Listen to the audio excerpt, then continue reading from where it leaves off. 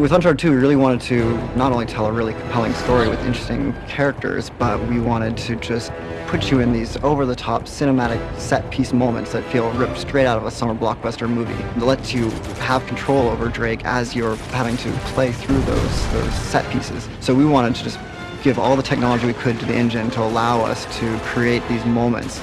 What the hell are they doing?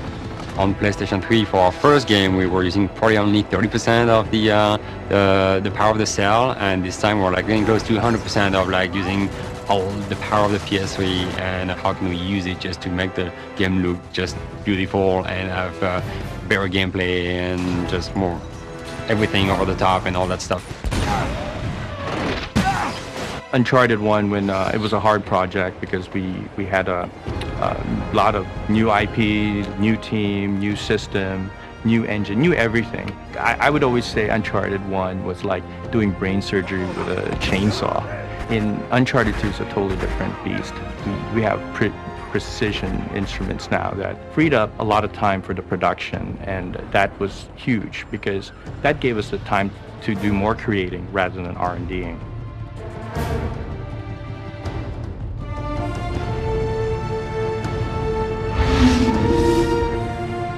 In Uncharted 2, we integrated use of the Havoc physics engine, as opposed to a proprietary physics engine we wrote for last game. We're able to do a lot more things we couldn't do last game.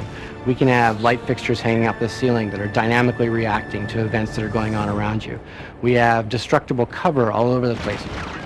What we want to do is blur the line between the pre-computed physics stuff that we pre-process in our 3D software and the stuff that's happening live in the game. It's dynamically reacting to explosions and gunfire. And our goal is to have those two things coexisting without ever betraying what's going on behind the scenes. The biggest thing I think that we want to do from Uncharted 1 to Uncharted 2 was really just push the characters to just another level of believability. We decided to just add a lot more polygons into the model and really redo the entire face rig to kind of get those secondary motions of the face, like the subtle details of like the muscles moving good. And we use like so much of the power of the PS3. I mean, we're literally creating characters that are just like film. It's pretty amazing. He can't know about us.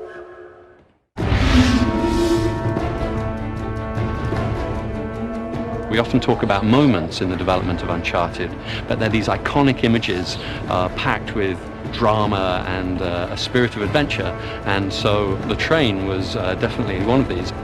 We wanted a technology that will let us place Drake on objects, be able to move those objects, break them apart, and still keep the player's gameplay intact the whole time, and we're calling them active cinematic experiences.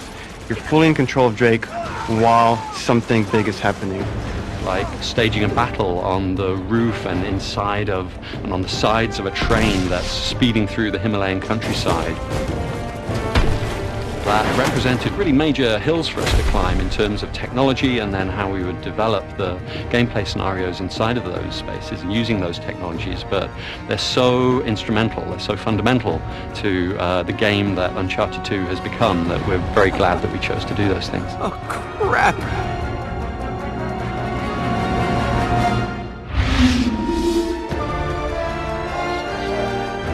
With the Uncharted franchise, we really are bringing a unique set of gameplay mechanics that no other game is providing. We're a third-person cover-based shooter, but we also have a hugely expansive traversal moveset. So we've got characteristics of a platform game, and then we've got great hand-to-hand melee combat, so it's all seamlessly fluid, and Drake just really feels like a fully realized human being, and anything that you think you could do, Drake can do. So in Uncharted 2, we had three pillars of gameplay. We had traversal, we had gunplay, and we had hand-to-hand combat. And we set up scenarios, and we changed the animations. We did all these things that would enable you to kind of seamlessly go to any of those things at any time. And so we really wanted to kind of give that really good cohesive feel to your entire experience.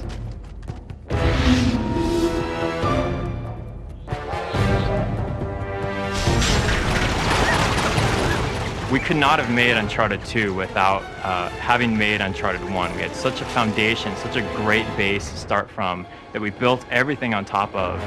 And so our goals for Uncharted 2 were to just really expand even more. We're constantly having to find ways to optimize into it, like how can we squeeze more in during the experience, and we have more than achieved that goal. We've definitely outdone ourselves on this game. Oh God, be careful.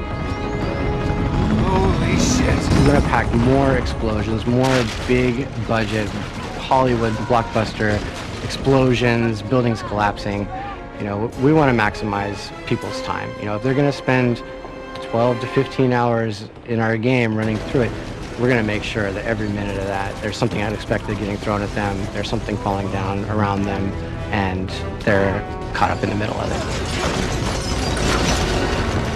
The optimizations and enhancements that they've done to this engine from Uncharted 1 to Uncharted 2 are mind-boggling, and we're using the PlayStation 3 hardware in a way that I'm not sure that anybody else really is, to have that visual experience be so right and so seamless that you get the effect of people not wanting to put the controller down.